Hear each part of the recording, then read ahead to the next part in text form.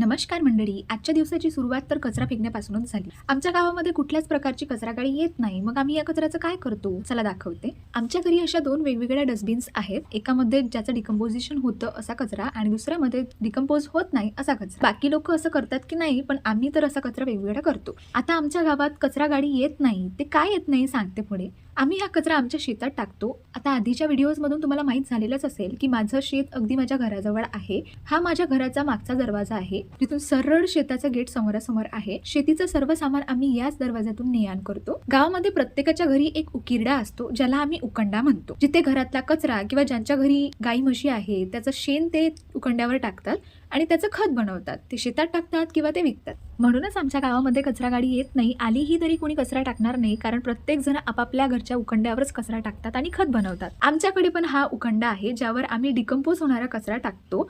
आता इथं बघू शकता, सरळ माझं घर दिसतं. हे माझ्या घराचं मेन गेट आहे. ज्याचं डिकम्पोजिशन होत नाही असा कचरा आम्ही जाळून टाकतो. आता जाळल्यावरही काही त्याचं डिकम्पोजिशन होत नाही. त्यावर उपाय म्हणजे असा कचरा न वापरणे, पण ते पूर्णतः काही पॉसिबल नाही आहे. नंतर आम्ही या डस्टबिन इथे शेतात धुवून टाकतो. असा पाण्याचा ड्रम आम्ही इथे भरून ठेवतो, म्हणजे नळ आले नाही तर आम्हाला जे झाडं लावलेले आहेत त्यांना पाणी टाकता येतं. काही लोकांची उकंडे जागा नसल्यामुळे गावाच्या बाहेरही असतात, पण आमचं शेत अगदी जवळ असल्यामुळे आम्हाला काही प्रॉब्लेम येत नाही. डस्टबिनसोबत स्वतःचीही साफसफाई करून घ्यायची, कारण हायजीन इज व्हेरी इम्पॉर्टंट. आता तुम्ही उकंडा म्हणता की उकिरडा हे कमेंट करून सांगा. बाय.